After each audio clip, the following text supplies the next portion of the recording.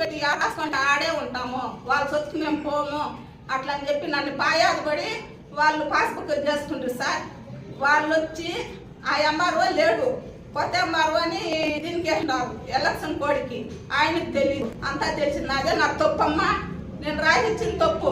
మీరు పోయి బండ్లు పిల్లడా వాళ్ళు ఎవరు వద్దొద్దని చెప్పేకి, వద్దంటే ఆఫీసర్లు వద్దునల్ల వాళ్ళకేం సంబంధం అని కొద్ది మాటలు తిరిగితే కొద్ది మాటలు కూడా అదే మాట చెప్తే నేను పోయి బండ్లకి అడ్వాన్సులు కట్టి బండ్లు పిలిపించినాను సార్. బండ్లు పిలిపించేపాటికి ఎంఆర్ఓకి ఫోన్ చేస్తే ఎంఆర్ఓ వాళ్ళు రాలేదు.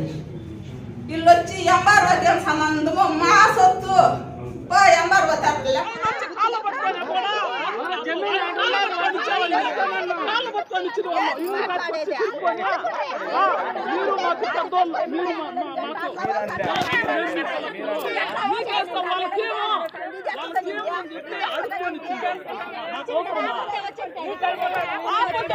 ఏం చెప్తుందంటే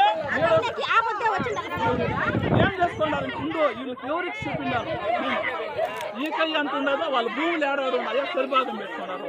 ఏమి ఆయన అమ్మ ఇద్దరు అక్క తమ్ముడు ఏం చేసినారంటే ఒక గొడ్డ ఎకరా ఉండేది అర్ధ ఎకరా ఉండేది 1/4 ఎకరా ఇట్లా ఏం చేసినారంటే అన్నింటిలో భాగాలు పెట్టుకొని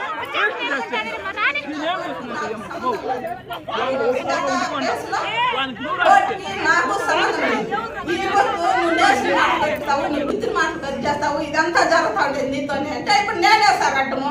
నాకు ఒక పెట్టున్నాడు, ఒక జాతి నాలుగు దక్కుంటోనే తినేసుకొని ఆ ఊర్లో కూడా పూజ చేయకన్నా 15 ఏళ్ళుగా పక్క ఊర్లో పూజ చేసి ఆకలికి బొక్కులు కడిగి ఆయన కాపాడుకొని పోయే పరిస్థితి లేక ఆయన లేస్తే పడిపోతాడు కాబట్టి ఏదో ఇదన్నా బతుకుందాము అని చెప్పి లోన్లో 2 లక్షలు వస్తే ఏదో ఎవరినో పట్టుకొని దాంతో ఫీట్ చేసుకొని కొసులు నాటుకొని 2 ఆవులు పెట్టుకొని బతుకున్నామంటే దానికి కూడా మమ్మల్ని పరిణామం పొందలేదు సార్.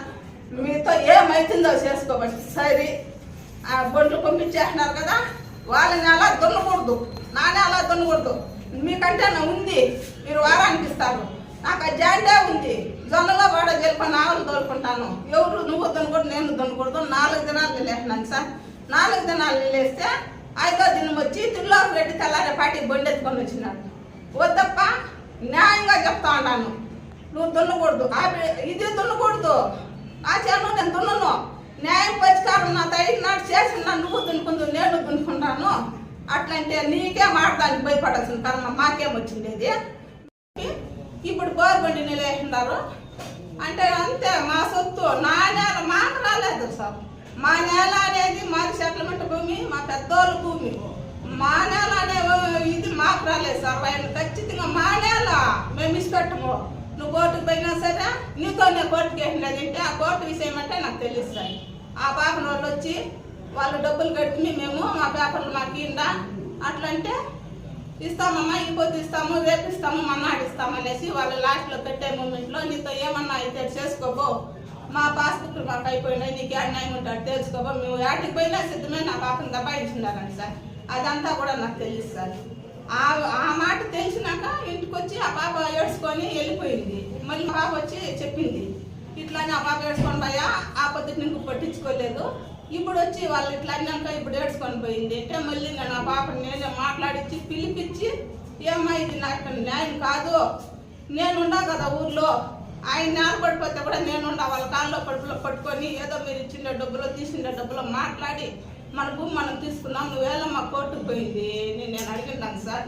ఆ పాప ఏమని నేర్చుకునిందంటే నాకు ఇంత తెలివి లేదు, వాళ్ళు అడిగిన వాళ్ళు నన్ను యామారిచ్చి సుబ్బన్న అంటే ఆయన సుబ్బన్న అనేది తిరిలోకి పెట్టి యామారిచ్చి నీవు మా ఆడబిడ్డతో సమానమ్మా, నీ సొత్తు నీకే ఇస్తాము అట్లా అని చెప్పి ఈ పొద్దు పోయి డబ్బులు పెట్టేసి మా పేపర్ మాకేంటంటే పోయే లంజా పెట్టా ఆడే నీ అబ్బుకొట్టు మాది సొత్తు నీకు ఆడ ఉంటే ఆడే తెలుసుకోమంటే అదే వచ్చి మా సినిమామని పట్టుకొని పోయి మీదంకా నేను రాలేదక్క, మా సినిమామని పట్టుకొని పోయి నేను కోర్టుకి వేపించిందాను. వేపించింది నిజమే, ఆయన నేను మళ్ళీ కోర్టుకి ఎంటర్ కాల అన్నా నీకేమన్నా ఖర్చులకు అవసరమయ్యి డబ్బులు అయితే అడిగినా నేను ఇస్తాను, నేను కూడా అక్కడ నీకు నా బిడ్డలు చదువుకులో నాలో చేసి చదివించుకోవాలన్నా నేను రాలేను అని ఆ చిన్నోనికి చెప్పిందంట. మా బతి కూడా నాకు ఆ మాట చెప్పలేదు సార్.